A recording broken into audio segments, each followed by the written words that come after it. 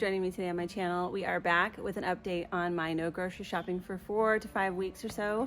And I'm going to share all my recipes. I also want to share with you what I've got going in the garden too, so we can see what we're going to harvest and what we might be able to use in this month's meal planning. So let's get started. I currently have these onions growing over here, and they do look like I could probably harvest them right now. They're not quite ready to be harvested, but if I did, then I would just have to use them right away. I wouldn't be able to cure them, but they are here for me to use for cooking. They might just be a little on the small side. These, I believe they're just yellow onions. I have quite a few carrots that are ready to go in the garden as well, and a row of carrots, some being ready over here too. So I've got those. I've got quite a few jalapenos that are ready and some romaine lettuce. And then we've got some herbs, oregano, lots of parsley, and then some thyme and some sage over here as well. And last but certainly not least, I've got a couple of lemons hanging out over there ready for the picking. So that's it for the garden right now. Let's head inside and take a look at what we've got in the fridge and the pantry and the freezer. So here's a quick recap of the things that we started with. We went through a lot of the perishable items first, including the heavy cream, the yogurt, some of the sliced cheeses, some of the snack cheeses, celery, some carrots. We do have some celery left and some carrots left as well. We went through one of the zucchinis. We had this football pizza here as well, and used some of the frozen veggies there, and a lot of the frozen fruit we used for smoothies, including the spinach, and had some soft pretzels too for breakfast. We still have a lot of meat left.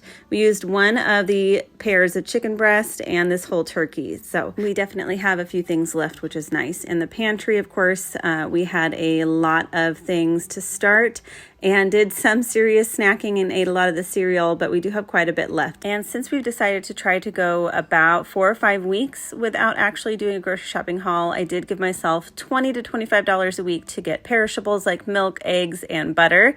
The total came to $22.19 because I splurged on this $2 cereal. So I did fail a little bit. So let's talk about what we actually made and what we had for the week. So my neighbor brought me some pho that she made, and that's what I had for lunch that first day.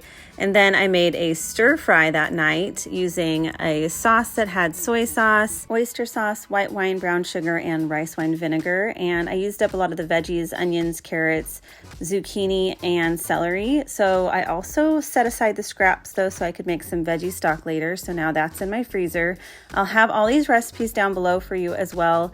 This one was super easy though. I also pulled out some udon noodles from the freezer and cooked those, and had the chicken from that rosemary garlic cream pasta that I made the night prior. So I just shredded that and added it to the veggies after they were cooked that through. Then I added my noodles that I'd already cooked on a separate pot, and then added that sauce that I'd made earlier and just sauteed all that together until it was nice and hot and bubbly. Served it with some sriracha, and if I had green onions, I would have added that, but I didn't.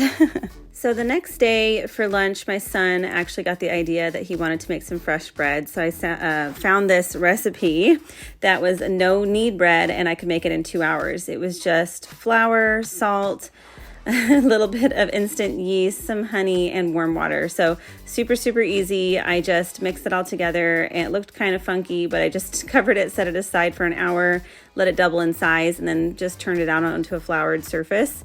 And then I just folded in 4 of the sides to make it a bit more round. Put that on some parchment paper.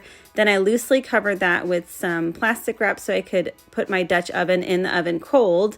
And then I heated it to 425. After it was fully heated, I took off that lid real carefully because the whole thing is super hot. I scored the bread with the heart. Then I added the whole thing with the parchment into the Dutch oven and covered it.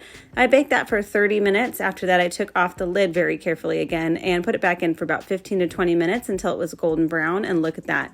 This was so easy, and I'm definitely going to be making these a few times, I think, over the next 4 weeks, because incidentally, I do have plenty of those ingredients on hand. So next, I made sort of a mini Thanksgiving. I had a leftover turkey from the holidays, so I did thaw that out and make my oven roasted chicken. I like this one because it's not as heavy. So it just uses rosemary, sage, oregano, thyme, and some avocado oil. and some salt. I also put some butter under the skin as well, and then just did some aromatics in the cavity with onions and lemons and some of those herbs too. I also added 3.5 cups of water down below along with some of those herbs and just roasted that for 45 minutes uncovered to make that skin look nice and toasty and delicious, and then put it back until it was done. Probably took about 3 hours from start to finish until it was fully 165 degrees at the thickest part. Then I just shredded that all up, and my goodness, I'm going to have probably 7 dinners and lunches with that, all kinds of different things I plan to make with that. And I saved the drippings to make some gravy and whatnot later too. Of course, I had cereal a lot of mornings, and then one of the days I also made with that protein pancake mix, I made some Mickey waffles and some pancakes. So this is going to be super easy for me later on during the next couple weeks when I'm really busy. And I love to do this when I actually remember to do it. But I make a bunch of them and then I throw them in the freezer. And then on mornings where it's just a little bit busier, any morning really where you just want something just a little fun in the morning, I just heat it in the toaster or in the microwave, depending on what it is. And it's just super easy and fun, and the kids love it. And we can add a little bit of syrup or whipped cream or fruit, any of that stuff to kind of zhuzh it up and make it really special. So it's definitely one of my favorite meal prep things to do. Just such a fun thing, so easy and really easy to reheat. So highly recommend it if you haven't tried doing a pancake mix or waffle mix and freezing it. It's awesome. Then I did use some leftover turkey to make a sandwich the next day, one for me, and then my husband had one at work as well. Super basic, just put some chips on the side there, ate that in the pickup line.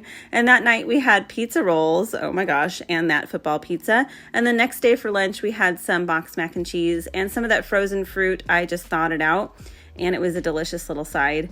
And for dinner that night, I did make a sort of Thanksgiving casserole with all the leftovers. Of course, I saved the scraps, added that to the other scraps, and put that back in the freezer so I could make my veggie stock, or I could even make some chicken broth because I have the carcass left from the turkey as well. I guess it would be turkey broth at that point. But I do also have a chicken carcass in there too, so I could make chicken broth and turkey broth and all the things. Anywho, this is one of my favorite easy casseroles, and you just do the onions, carrots, and celery, slice those up or dice them, add them to a hot pan with oil, and just saute those till they're translucent or soft, or however you like them cooked. Then you add your already cooked turkey and then some garlic and cook that all through. Then you can add your leftover gravy. It's usually about a 1/4 cup that we usually have left over, then a can of corn and some frozen peas. And again, just stirring that all up until it's nice and cooked through and bubbly. And then I add mashed potatoes on top, which I usually just microwave them to make them a little bit more spreadable. And then I just throw those on top and smooth them out until the whole thing is entirely covered with mashed potatoes.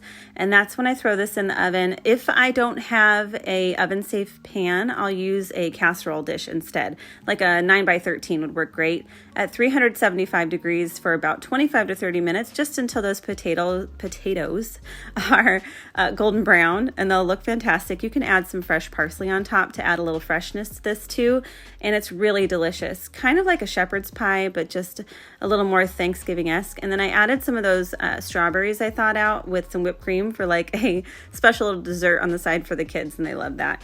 This next morning, I made some pumpkin muffins with cream cheese frosting. It was a very easy recipe. I don't remember all the ingredients that were in it. I'm just going to put it down below for you so you can see it. But I did try a viral oat cookie, recipe first. I didn't have banana, so I did pumpkin, and we love pumpkin, but that one just didn't turn out. This one, on the other hand, though, these pumpkin muffins are delicious, and they are eggless. I didn't want to use all my eggs up. So if you're looking for eggless recipes, this is an excellent one to try, and they just turned out really delightful. We love pumpkin muffins. And you can certainly eat these without any cream cheese frosting. They were delicious as is, but as a special little treat, and since I had 2 cream cheeses on hand, I just decided to make some frosting because I was just feeling a little fancy, but you don't really need them. These muffins, really nice and moist, and just turned out really delightful. And they're going to be great for breakfast too, without the frosting. and as a little treat. So either way. And the cream cheese frosting is super easy. It's just butter and cream cheese. You just whip that all together until it's nice and kind of light and fluffy and really well combined. Then you just add a little bit of salt and a little bit of vanilla and continue to combine that all with the mixer. You can use a hand mixer too. I just love the stand mixer because I can walk away and do other things. Just make sure that you scrape the side of the bowl so that way you're getting everything nice and combined. And after you've combined all that together, then you can start adding your powdered sugar. The recipe I used here is calling for 4 cups. So that's what I did, about 4 cups of powdered sugar, but you can use less and it still tastes delicious with less. So I've used as little as like 2.5 cups before.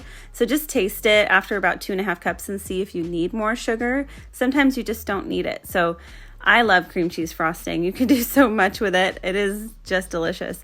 And then I just like to put that in a large gallon Ziploc bag, and I'll just keep it in the fridge and take it out when we need it. So I usually only keep this for maybe 5 days or so. That's about as long as it lasts anyway for us to just eat it all. It's just so delicious. I mean, who doesn't like cream cheese frosting? I don't know. Oh, some people probably don't. You could probably make buttercream if you don't like cream cheese. And that one's really easy too. Very similar way of making it. It's basically just a similar recipe just without cream cheese. But look at how delicious this one turned out. Look, I'm going to show you a little piece here. Oh, my mouth is watering. I'm going to go eat one of these after I'm done doing this voiceover because it was so delicious. And then I just had leftovers after that. And my husband actually ended up taking some of those leftovers to lunch the next day as well. And this is what the fridge and everything looks like after the fact. So you can still see that I have a lot of things left. I still have a lot of produce left. You saw what's in the garden as well. We still have some yogurt, some cheese, some things in the freezer as well, like a lot of things in the freezer because I added things to the freezer. So we have leftover turkey now, and those waffles and pancakes and those muffins are in the freezer as well. And just my freezer is bursting now. And I just have a few of the meats that we use, not very much. We have a lot left of those. And the pantry barely looks like we picked at it at all. So if you like this video, please give me a little thumbs up and subscribe to see more. I'll see you next time.